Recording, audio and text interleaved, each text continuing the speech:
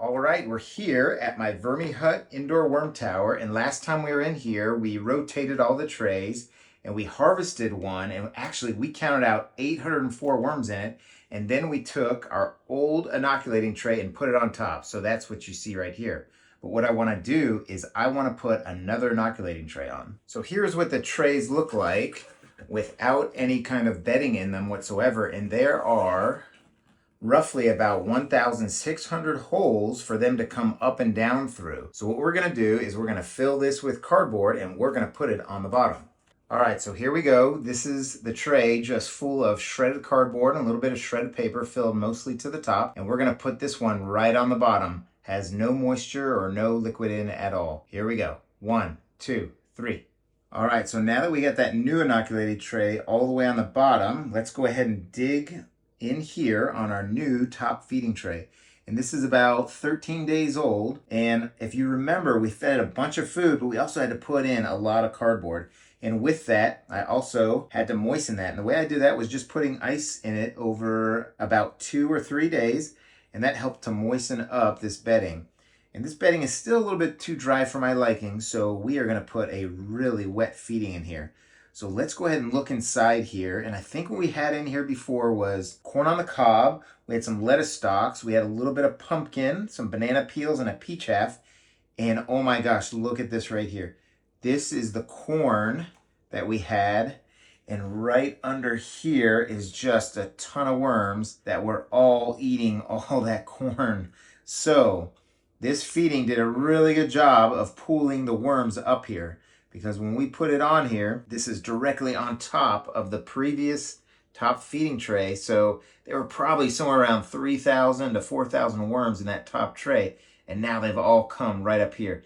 And these worms right here were all on the bottom of this corn. And this corn was a full corn cob with all the kernels. No one had eaten off it or anything. So they have kind of taken off the kernels and really eating it down. That is pretty amazing. Let's put that and the worms to the side, and let's keep digging in here to see if we see any of the other stuff in here. And certainly the center feeding zone here is a lot more moist than the rest of the bin. And here is, feels like a banana peel and just a ton of worms right in there as well. So they have come up through those, 1,600 holes, and they are finding the food. So that is fantastic. Now, when we just counted that one tray, that one that we harvested, and we got 9 pounds of castings and 804 worms. So based on that, most people thought that we had about 6,000 worms in the whole tower itself. And oh my gosh, check that out. That is just another wormball, probably over the peach or where the lettuce stalk was. But oh my gosh, you can understand why we thought we had about 6,000 worms throughout this tower. This is just incredible. Let's keep coming over here, and every time I go in, I can kind of feel the squirming. So a little bit more here, but this is the outer piece of maybe watermelon, something like that. So mission accomplished. The worms are up here within this feeding zone. So I'm going to mix this around, and then we'll set up a feeding zone so we can add that really wet, moist feeding we're going to add. Oh, here's some of that paper that we had in there. The worms are kind of in and out of it a little bit, but I'll go ahead and rip it up. And that was from our last video where we put in how many days each tray had been in here. Now, as I was digging through here and making space, the executive producer made a good point. We put in a lot of dry bedding, and this bin is still moist from the food that was in here and that ice that was put in here. And that's because it has a lid. The water and moisture condenses on the upper side of the lid and then just drops right back down. So let's go ahead and add some more bedding, and then we'll put it in our feeding zone. So in goes a bunch of dry bedding, which is shredded cardboard and just an occasional piece of shredded paper, usually in my bills that I don't like. But I use a 12-sheet cross-cut micro shredder, which just absolutely pulverizes these corrugated cardboard boxes into these tiny pieces. And I have affiliate links in the description and pinned comment if you want to see how much they cost. And I really appreciate everybody that's been using those links. I get a little bit of a commission for them with no extra cost to you when you buy off of Amazon. So here's what we had in mind. We've got some pumpkin treats right here. We've got a big piece of watermelon, more pumpkin, some pineapple, a banana, and it looks like some tomato tops.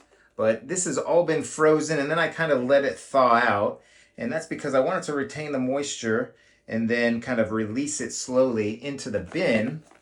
And when you do that, it works out really well. So I think we'll put that on bottom, and I imagine that the worms are going to absolutely attack it, and the drippings are just going to make them almost pool underneath this. So maybe we'll see a worm ball under here. A little bit more pumpkin, and then some of these pineapple pieces, and the banana, and tomato, and a little bit of lettuce. And you know what? I'm going to put that ice right back on here because there's not any worms right in this general vicinity, and I'm going to put some more shredded cardboard over top. All right, there we go. And then just a little bit more. Now, I bet when we come in here in about a week or so, this portion right here is going to have a little bit of depression. In fact, I'm going to fill in some more here. Because when this food degrades and the worms eat it and turn it into castings, the volume of it goes down. Every little bit of airspace in between all these cardboard shreds gets shrunken down. So the volume really goes down in here. Oh my gosh, you guys are probably thinking I am absolutely nuts. I totally forgot to put the amendments. I forgot to put coffee and eggshells and all that kind of good stuff. So I'm just going to kind of put it right on top here. And hopefully the worms will come up and get it. But what a crazy brain right now. All right, so we'll put in a little bit of coffee shreds right there. And it's just a food source for them. You said coffee shreds. All right, coffee shreds. Yeah, that's a new word. And then here we go with some pulverized grains and oats from my pantry that are expired. And then some of our pulverized eggshells that the worms can use for grit if they need it. And I was so excited. I was going to put these expired breadcrumbs, panko breadcrumbs that are 3 years past their best by date. But you know what? I'm going to do it anyway. And the worms aren't going to mind. It's going to get moist on the top here when, like I said, when the water kind of condenses and then drips down off the lid. Oh my gosh, I cannot believe I forgot that. So let's go ahead and bury it a little bit here.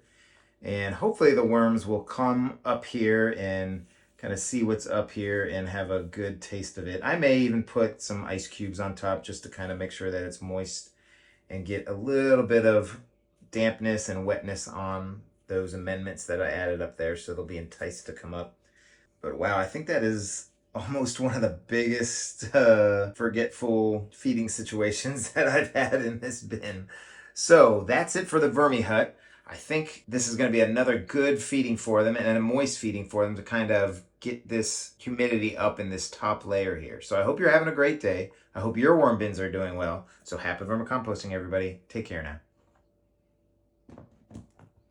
1, 2, 3. Why do you get so loud? What? Why I get so loud? I don't know.